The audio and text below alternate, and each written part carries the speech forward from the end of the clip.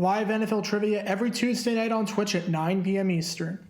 Come show off your football knowledge and have a chance to win cash prizes. Check the link in the description to find out more. And now, on with our feature presentation.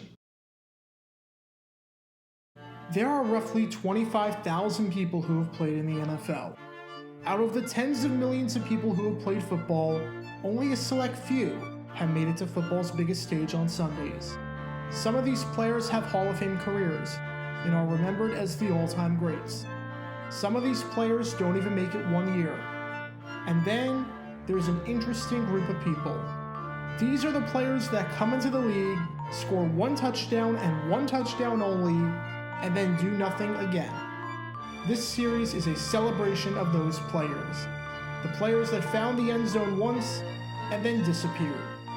Welcome to today's installment of the One Touchdown Club.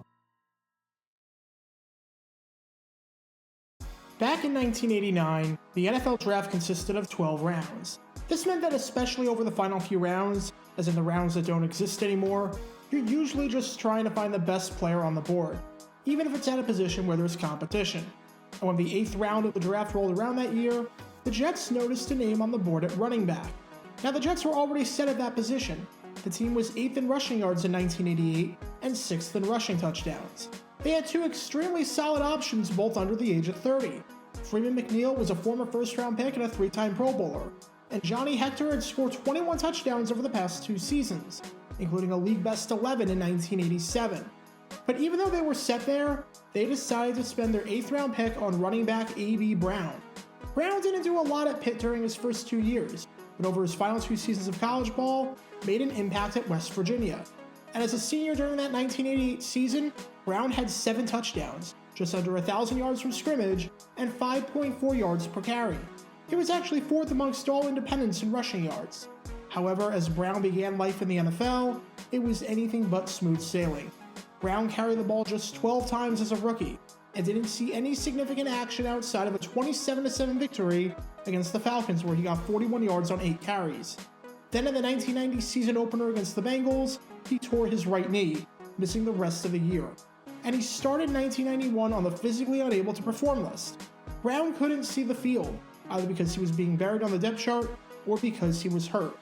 When he came off the PUP list in 1991 though, he caught his break. Freeman McNeil was placed on injured reserve, meaning that Brown was actually in line to get some playing time. And after some special teams work to get things going, he would finally get some time at running back in their Week 12 matchup against the New England Patriots. In the first quarter, the Jets had the ball in New England's goal line. After Brad Baxter lost a yard on 1st and goal at the 1, Brown was going in. 2nd down, and nothing doing. But head coach Bruce Coslet had confidence in Brown. He left him in for the 3rd down play. And sure enough, Brown found the end zone. It was the first touchdown of the game, and the first touchdown of Brown's career. The Jets would win the game 28-21, and afterwards Brown was feeling thankful. He thought he wasn't going to get another chance to run the ball again after being stuffed on 2nd down, but he was glad he got a second chance. Little did Brown know that this would be the only touchdown of his career. He carried the ball just one more time the rest of the way, and after struggling in 1992 on 1.75 yards per carry in 3 games, he never played in the NFL again. But even though his career was full of a ton of downs, from injuries to depth chart burials to less than stellar numbers most of the time, he'll always have this one play. A.B. Brown, welcome to the One Touchdown Club. Ricky Blake's path to the NFL was a fairly bizarre one. He's one of the best players in Northwest history, leading the junior college to a conference title when he rushed for over 1,500 yards as a sophomore. After ending his collegiate career at Alabama A&M, he was hoping that some NFL team would call his number. Alas, none did. So he went up north to Canada to play for the Winnipeg Blue Bombers. That only lasted 1 year though, as Blake suffered an ankle injury before the start of the 1990 season. It seemed like his pro football days were over. That was until the World League of American Football came calling. In 1991, Blake signed with the Upstart League, playing for the San Antonio Riders. While the Riders weren't good by any means, as they were 4-6 and missed the postseason, Blake was a bright spot. He finished the season with 554 rushing yards, which was the 3rd most in the league, and did it while averaging over 4.6 yards per carry, which was the 2nd best average in the league. His talents were enough to impress the Dallas Cowboys, who signed him that summer as a free agent. A neck injury forced him out of action for the first 4 weeks of the season, but after being activated off of injured reserve, he was ready to serve as Emmitt Smith's backup. After years of playing in random pro football leagues, on October 13, 1991, Ricky Blake was ready to make his NFL debut and play in the show. In the second quarter against the Cincinnati Bengals, the Cowboys trailed 10-7 in the second quarter. And as first touchdowns go, this is a pretty solid one. He took it through Cincinnati's defense, picking up 30 yards and finding the end zone to give Dallas a 14-10 lead. This touchdown turned out to be pivotal, as Dallas would never relinquish that lead, winning the game 35-23 thanks to a 21-point second quarter that Blake was partially responsible for. Unfortunately for Blake, that was just one of 2 games he ever played in. He had 42 rushing yards at Smith's backup in a Week 10 victory over the Phoenix Cardinals, but suffered a right hip fracture during that game. He would never recover from that, as the Cowboys cut him in 1992 after he was still not back in game shape from that injury.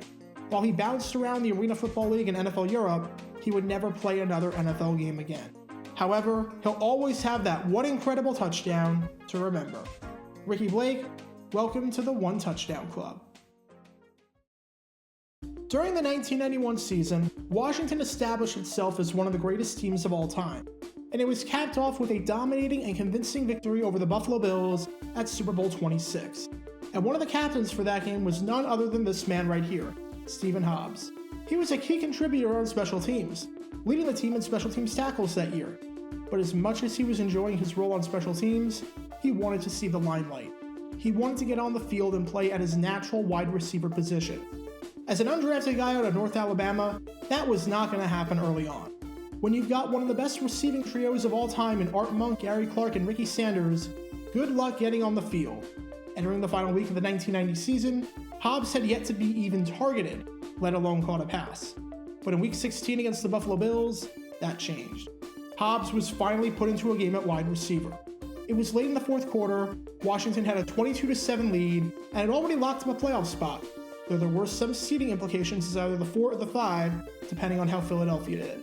Still, with a guaranteed wildcard game on the horizon, and with the game being a 3-possession contest since the 2-point conversion did not exist back then, Hobbs got his chance. Safe to say, he capitalized on it. This was his only catch of the season, but he made it count. An 18-yard pass by Mark Rippett to make it a 29-7 game and truly put this one to bed. Unfortunately for Hobbs, he would seldom get opportunities to play receiver after that. He had 3 receptions in 1991, then sprained his ankle in 1992 and didn't get to play. And in 1993, when it seemed like Washington finally had an opening at wide receiver with Art Monk declining and Gary Clark joining the Cardinals, Hobbs thought he had a shot playing receiver. Instead, he was placed on injured reserve and would never play in the NFL again. Still, to be an undrafted player, captain a Super Bowl, and find the end zone at least one time is nothing to scoff at. For that, Stephen Hobbs, welcome to the One Touchdown Club. That is going to conclude today's episode of the One Touchdown Club. If you like this series and want to see more of it, be sure to like this video, ring the notification bell, subscribe down below if you haven't already, as it helps the channel out a lot. And be sure to check out Twitch every Tuesday night at 9 p.m. Eastern for your chance to play NFL trivia and win cash prizes. Link in the description below. If you want to see videos like this condensed down to 60 seconds, then follow me on TikTok at JRGator9 and subscribe to 60-second NFL history on YouTube. Also, special thanks to all of our Patreon supporters for helping the channel. Your support is greatly appreciated. See how you can become a patron and request future video topics in the description below.